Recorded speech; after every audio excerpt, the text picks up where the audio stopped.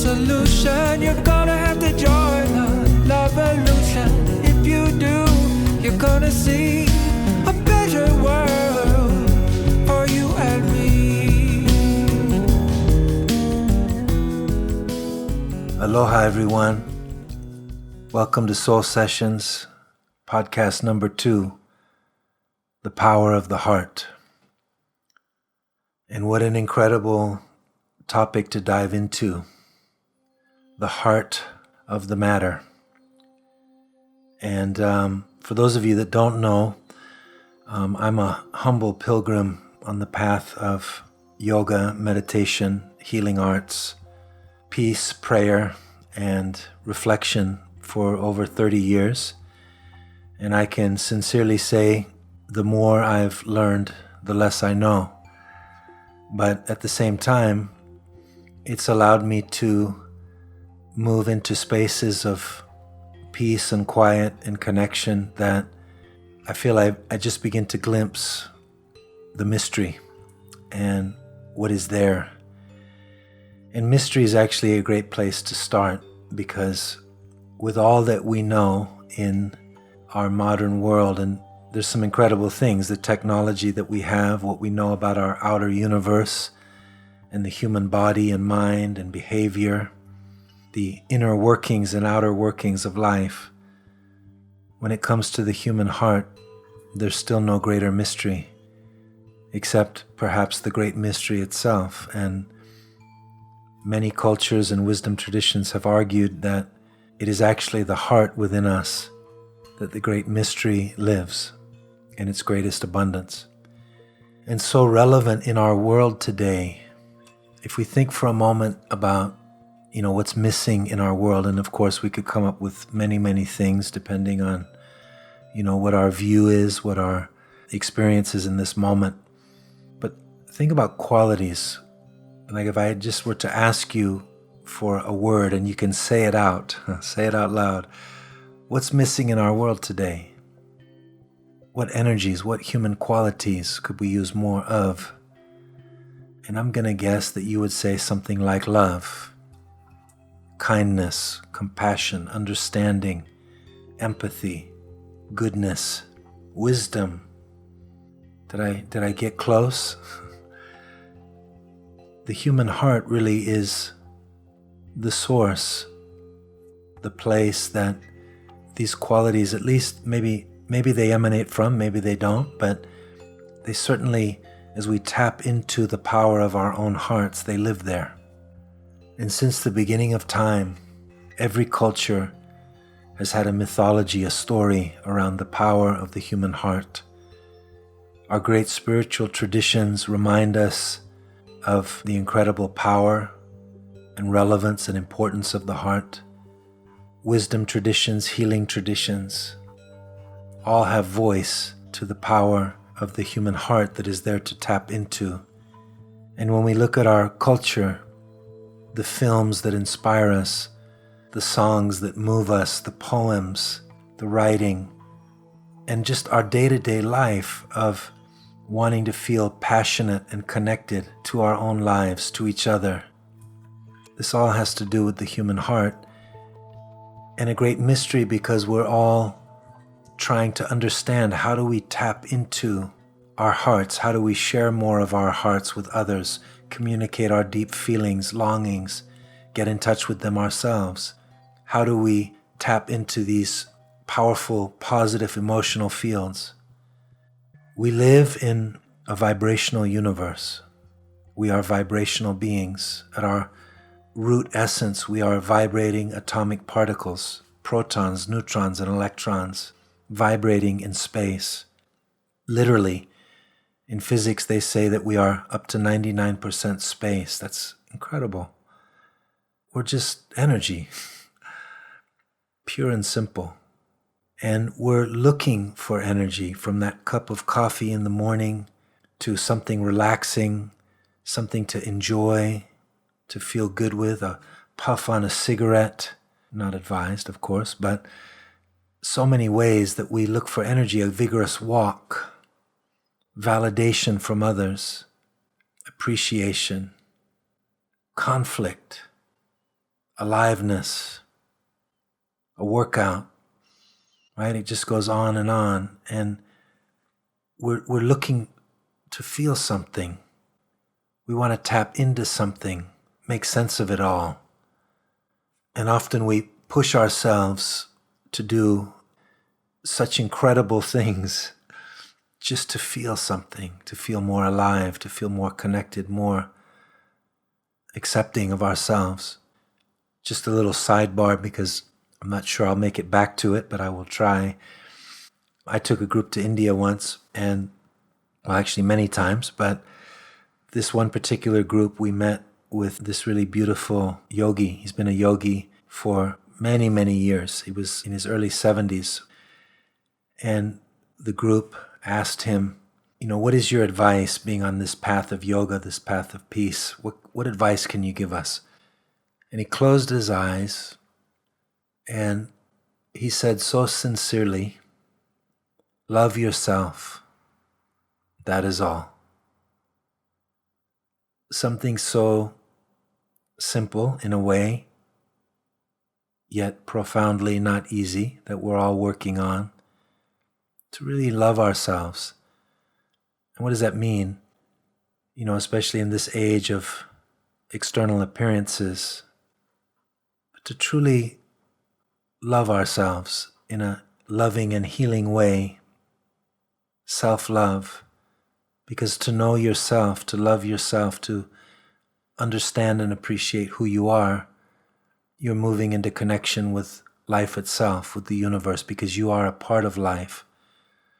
And so the human heart is really this incredible space within us that holds many levels, layers of energy, dimensions. These are the maps that are given in various healing and spiritual traditions when they speak of the importance of the heart.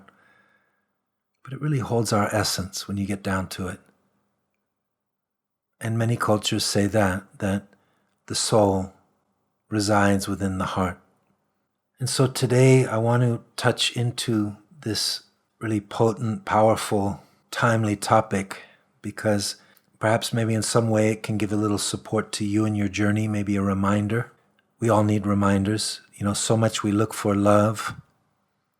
We look for what is needed outside of us instead of tapping into it within us.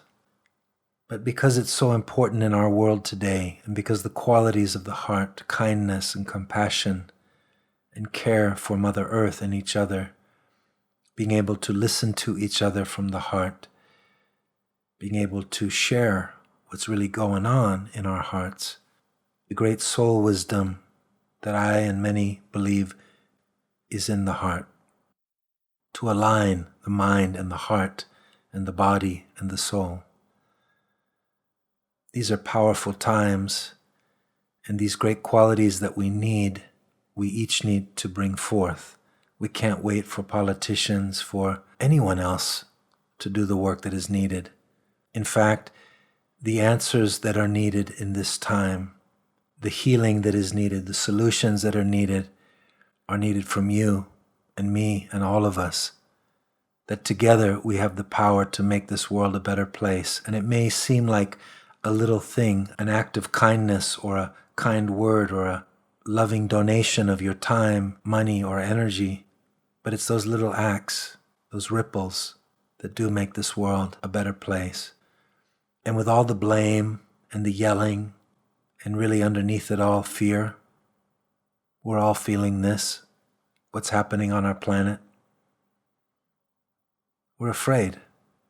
And fear, in a way, is the oldest trick in the book. It turns us on each other. And the antidote to fear is love, and love lives in the heart.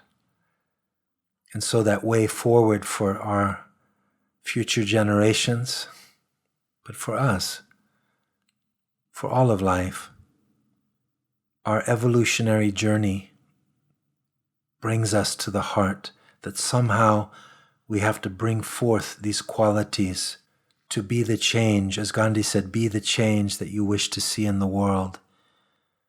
So in the busyness of it all, that we can find time to meditate, if that's what we do, or pray, or reflect, or at least just get to know ourselves enough that we can connect with our essence, what this life is really about, to live deeply. And that's what we do in healing work. That's what we do in the great spiritual traditions. And so it is that we can do a heart transplant. Isn't that mind-boggling? Just in this last, I would say, month to 6 weeks, I've had 4 dear friends, people in my life who I care very much about and have known and have been an integral part of my life, all had heart surgery, open heart surgery. And it's made me reflect even more on the heart. These are all good, kind, loving, spiritual, awake people. So it's not like a simplistic thing, open your heart and you won't have any more problems. Life is on many levels. It's physical, it's emotional, it's mental, it's spiritual, it's consciousness, and many, many other levels. And we're all learning how to move through those levels. We're learning physical lessons, we're learning emotional lessons, mental and spiritual, and just how to keep our lives together and stay in a place that we feel good. And if we're really going for it, to feel passionate about our life, to feel inspired, to appreciate moments of beauty, to be able to love more and more deeply, to be able to heal and forgive. I don't have any answers. This is a reflection. But I do know and believe from my own journey, my own experience with others, with myself, that there's an incredible power in the human heart. And so in my own journey, I've been so fascinated by it that I've studied it. And I'm not a scientist, I'm not a doctor, just a simple yogi. But I've really experienced something that it's actually very hard to put into words. It's like a transcendent power that lives in each of us, that when we put our hearts into something, when we tap into that place in us, there's something magic that comes forward. And I think you know what I'm talking about, but it's like, how do we get back there? How do we access it more and more? How do we learn to go even further?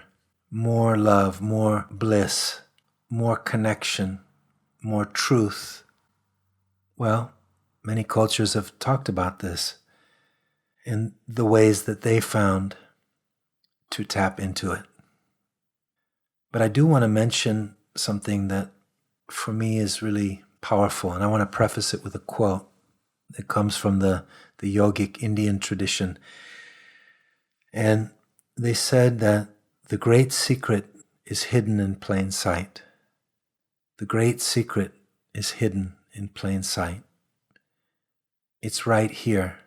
It lives within us. It's all around us. It's in every breath. It's in every moment. The secret to being fully alive, to understanding more who we are in relation to this experience, is right here and right now. So the human heart, when we approach it through science, the heart is a generator of electromagnetic fields. So that's something really important to understand, that your heart right now, every heartbeat is generating electromagnetic energy. I've seen some studies that say that just the beating of your heart could be enough to generate energy to light up a light bulb. And electrically, the human heart, 10 times more than any other part of us, any other part of our body, our biology, and magnetically 5,000 times more. Collectively, the electromagnetic fields that are generated in the human heart are thousands of times more powerful than any other part of us. That's amazing. Remember, we are energetic beings in an energetic universe, wanting to tap into that aliveness, that magic, that passion, that feeling good. And perhaps the great secret is here within us, in plain sight. We used to think in science that the brain, the mind govern the heart, and on certain levels they do. But in terms of just energy and information, something more recently discovered, the human heart sends at least 10 times more information to the brain than the brain does to the heart. That's incredible. Coherent fields of resonance, coherent emotional fields where we observe different parts of the body, the electromagnetic fields syncing up and creating more power, more energetic resonance, more healing. The human heart is really key. Meditation, prayer, spiritual practice, spiritual realization is really the alignment of the mind and the heart, the spirit, our essence, in this body and mind as a real and direct experience. And if you follow a particular tradition, you may find that there's a meditation practice, a prayer practice, reflection practice that speaks to you, or perhaps you already practice one. It's said that to know others is knowledge, but to know oneself is wisdom. How could we truly know ourselves without knowing our hearts, without knowing that deep longing within us, without knowing the depth of our emotion, without at least exploring or touching this place of essence, of spirit within us? In Chinese medicine, the heart meridian, the heart channel, is said to be the emperor. I also like to say the empress. The channel that is so profoundly important that it governs all of the other pathways of energy within us. And when you think about the great teachings of Jesus that are attributed to Jesus, that he really was a teacher of the heart, teaching love and kindness, to turn the other cheek, to love thy neighbor as thyself, and to love thy God with all thy heart. Buddha taught the way of the heart, the power of love and compassion, the wisdom that resides within each of us, the universe itself. The Sufis, the shamans, the yogis, mystics of all lands, those transcendent and eternal human qualities of love and great wisdom that comes through living, not just knowledge, but the experience, the lived experience that has entered the heart and become wisdom. And we need that wisdom now more than ever. We need to go deep and tap into this deep well within us. It's so important. And we can't get there without it. Because even if we keep creating technology and infrastructure and all of these things, I mean, think about it. We've created technology that they say we have the power to destroy ourselves 7 times over, to blow up the earth. It's madness. I talked in the first podcast a lot about earth and about holistic thinking, but we need to understand life not just from the intellect, the arrogance that is possible in the intellect without the heart. They fault the heart for being too emotional, but the intellect becomes very arrogant without the humility of the heart. And our great job, our great work is to find that balance within ourselves. The yogis have a word for the cave of the heart. It's called hridayam or hridaya. Hri means the divine, and daya or dayam refers to the place. In a simple way, that's the meaning. The place of the divine within you, the place of spirit or essence. And it's that innermost part of the heart that holds our essence, our atma, which is that divine spark or essence. You don't have to be a yogi to think of this metaphor. We could apply that in all the great traditions, the Sacred Heart in Christianity and in so many traditions across the earth. This sanctum sanctorum, really, this incredible place that we tap into through the process of reflection, meditation, prayer, opening our hearts to each other, caring for Mother Earth. And that's going to be a big focus in these sessions. Interviewing also other people, talking with other people who are really finding ways to tap into their hearts and bring forth the love right now that is needed in this world, the great change through music, through acts of service, through helping others, caring, putting art. And, there's a great quote, I believe it's Goethe, perfection is the enemy of good. And it's actually a quote that got me inspired to just take the step and do these soul sessions, because I tend to be a perfectionist, perhaps like you, and sometimes that holds me back from really going for it. And so in my life, I've had to put myself in situations where I just have to do it, have to go for it, and not think about it too much. And the great thing that I've learned is to trust my heart. I know it's not going to be perfect often, that it could always be better, but if my intention is right, if I'm sincere enough that I can connect with others and I can share in a way that may be helpful. And I know it's been helpful for me, because there are things that I'm still healing in my life, relationships, and trying to really feel what my purpose is in being here on this planet. And I really believe that none of us are here by accident or random, that there really is a soul purpose to life, an energy that can come through you, through each of us, uniquely. We're all unique expressions of the one. The energy that can express through you is totally unique, right? We would really understand that with children, with the little ones. We can see their individual uniqueness. And it's still true. As Shakespeare said, to thine own self be true. And that really is the goal of this life, I think. Of course, there are many goals. We can say material goals. We could think of personal goals, things that we want to achieve. But when it comes down to it, did we really stay true to ourselves? Did we do that thing that we were here to do? Were we able to love and make this world a better place?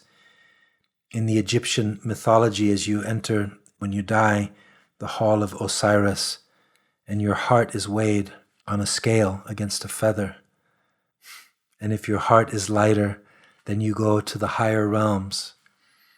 And if your heart is heavy, you've got more work to do here on this earth plane, in this earth school. And there are many stories like that. And I remember, like growing up, usually as a kid, you're not super tuned into the things that your parents are. Sometimes we are, of course, and I'm talking right now about TV shows, but there were two TV shows that I would say bonded with my parents through, and one a little more profoundly than the other, but one of them was Fawlty Towers, a wonderful English comedy, and I think that's actually really great, because when you laugh together as a family, that's a beautiful thing, very healing. And the other one was on PBS, Bill Moyers interviewing the great storyteller, teacher, and elder Joseph Campbell. Joseph Campbell was a really incredible person, and you may have heard the quote, "Follow your bliss, and doors will open where there were no doors before." And I was about 13 at that time, and I probably didn't understand a lot of what he was sharing, but there was something riveting that I would just sit on the floor and listen. And he spoke about things that I hadn't heard anywhere else that were so interesting to me. And I think all of us, the parts of our human story that are missing in the story of the modern culture. And he spoke about the great traditions which he had made it his life's work to study, and that they all had these really powerful mythologies and stories that they would share to remind each soul, each child, of this great and epic journey, the hero's journey, the heroine's journey.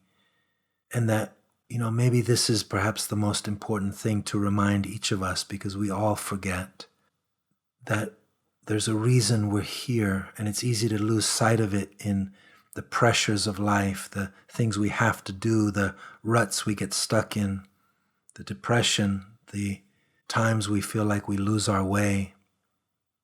But that's part of it too, to find that resilience and strength in yourself, to come back, to keep at it, to clear another layer away of your heart, that love is the key and love is the answer.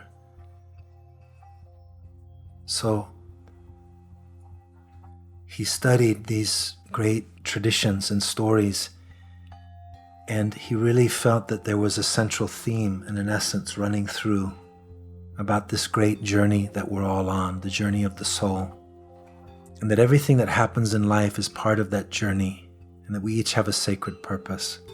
And that I found also true in my study of other cultures. I've been really blessed with teachers in different traditions and have found a transcendent love and power in many places. In Buddhism, in yoga, in Christian churches, in the Mayan tradition with the shamans, in the Lakota Sweat Lodge, in the pipe ceremonies, in healing ceremonies of all kinds, and in the loving interaction of people as we come together and that space of the heart is honored. And tears flowing and awarenesses of answers, tapping into inspiration. So I really believe it with all my mind and heart that there is something great that lives within each of us, as great as the universe itself, in a tiny little spark, as beautiful as the sun and the moon and the rivers and the stars, that essence of creation living in all of us. And that somehow right now on our journey, that we each can bring a piece of that forward, that we each can make this more loving, a more loving place to be, our world. I mean, we know this is true. And somehow to learn to listen to each other again from the heart, to tap into this healing power, to not isolate from each other, to divide ourselves and to hate. Hate closes the heart. A quotation etched in my mind and heart from Buddha: hatred never ceases by hatred. Only by love alone does hatred cease. This is an eternal law. We cannot heal the world with more hate and division. We can heal this world with love and wisdom and kindness and the goodness within all of our hearts. And I know that there are some tough conversations we have to have, and there are difficult truths, and we have to stand against that which is not in alignment. But the power of the human heart is infinite. Thank you for joining me today on the Soul Sessions podcast. I'm wishing you health, peace, and prosperity on your journey. And may we each hold a little seed, a little lamp of love in our hearts, a prayer for our world, a better world that we can create together. And may we all find ways to tap into the inspiration, the magic, and the power that lives within us. Thank you. Peace and blessings to you and to all. What to do? What's the solution? We gotta start a love illusion. Start with yourself to occupy. We got to learn to tame our own damn mind.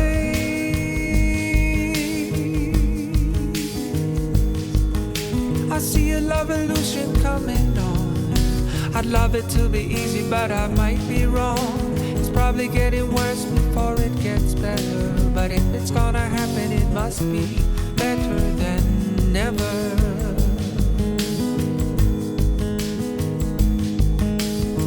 Come on now, if you want a solution, you're gonna